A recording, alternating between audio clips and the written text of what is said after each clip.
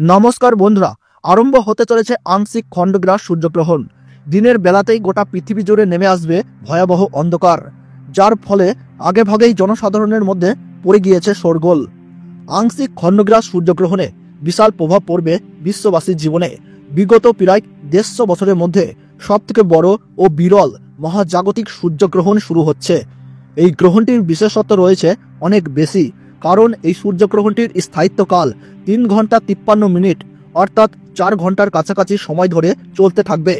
মাঝে মধ্যেই বিশ্ববাসী নানা রকম মহাজাগতিক ঘটনার সাক্ষী থাকে, যার মধ্যে এই গ্রহণটি অনেক বেশি প্রভাবশালী। তো বন্ধুরা, ভারতবর্ষ ও বাংলাদেশের কোন কোন জায়গা থেকে দেখা যাবে এই গ্রহণটি, তার পাশাপাশি ভারতবর্ষ ও বাংলাদেশের সময় অনুযায়ী এই গ্রহণটি কখন শুরু হবে এবং কখন শেষ হবে, গ্রহণের মধ্য সময় কখন থাকছে, কতক্ষণ পর্যন্ত গ্রহণের প্রভাব, সূতককাল কখন থেকে শুরু হচ্ছে, গ্রহণের সময় কি কি নিয়ম কানুন আপনারা পালন করবেন, বিশেষ করে গর্ভবতী মহিলা ও শিশুরা এই সময়ে কি কি করবেন আর করবেন না। তো এই সমস্ত বিষয়কে কেন্দ্র করে বড় বড় জ্যোতিষবিদ তথা তাবর তাবর বিজ্ঞানীরা কি কি সতর্ক বার্তা জানিয়ে দিয়েছেন, তো তাই কিন্তু আমি আজকে আপনাদেরকে জানিয়ে দেব এই ভিডিওটির মাধ্যমে। তাই বিস্তারিতভাবে জানতে হলে অবশ্যই ভিডিওটিকে শেষ পর্যন্ত মনোযোগ সহকারে দেখবেন এবং আপনার জেলার গ্রহণ সম্পর্কিত যে কোনো গুরুত্বপূর্ণ খবরের আপডেট সবার প্রথমেই পেতে হলে অবশ্যই নিজের জেলার নামটি কমেন্ট বক্সে জানিয়ে রাখবেন। ভিডিওটি ভালো লাগলে ছোট্ট একটি লাইক দিয়ে উৎসাহিত করবেন এবং চ্যানেলটিকে সাবস্ক্রাইব করে পাশে থাকা বেল বাটনটি অল করে রেখে দেবেন, যাতে পরবর্তী ভিডিওর আপডেট সবার প্রথমেই পেয়ে যেতে পারেন। এই আংশিক খণ্ডগ্রাস গ্রহণটিকে নিয়ে ইতিমধ্যেই মানুষের মধ্যে নানান কৌতূহলের শেষ নেই। আংশিক খণ্ডগ্রাস হওয়ার কারণে সূর্য কিন্তু ঢেকে যাবে, অর্থাৎ দিনের বেলাতেই কিন্তু নেমে আসবে রাতের ছায়া। পৃথিবীর সমস্ত জায়গা জুড়ে আকাশে দেখা যাবে চাঁদ ও তারা। জ্যোতিষ শাস্ত্রের মতে এই আংশিক খণ্ডগ্রাস সূর্যগ্রহণে গর্ভবতী মায়েদের পাশাপাশি শিশুদের জীবনেও কিন্তু পড়বে ভয়ঙ্কর প্রভাব, এবং সেই প্রভাব থেকে বাঁচতে হলে সকলকেই কিন্তু নানা বিধিনিষেধ মেনে চলতে হবে।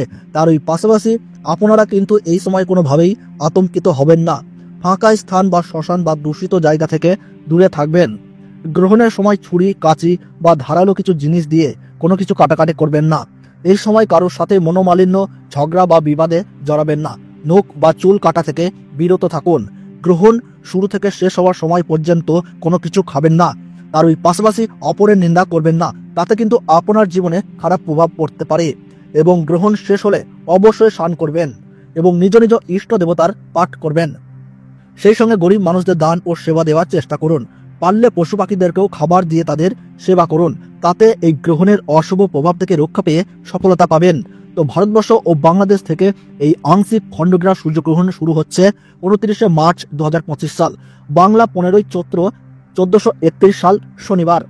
ভারতবর্ষের সঠিক সময়সূচি অনুসারে এই আংশিক খণ্ডগ্রাস সূর্যগ্রহণ শুরু হচ্ছে দুপুর 2:21 এবং গ্রহণ সমাপ্ত হচ্ছে সন্ধ্যা 6:14 এবং গ্রহণের মধ্য সময় থাকছে বিকেল 4:17 এবং বাংলাদেশের সঠিক সময়সূচি অনুসারে এই আংশিক খণ্ডগ্রাস সূর্যগ্রহণ শুরু হচ্ছে দুপুর 2:51 এবং গ্রহণ পুরোপুরিভাবে সমাপ্ত হচ্ছে সন্ধ্যা 6:44 এবং গ্রহণের মধ্য সময় থাকছে বিকেল 4:47।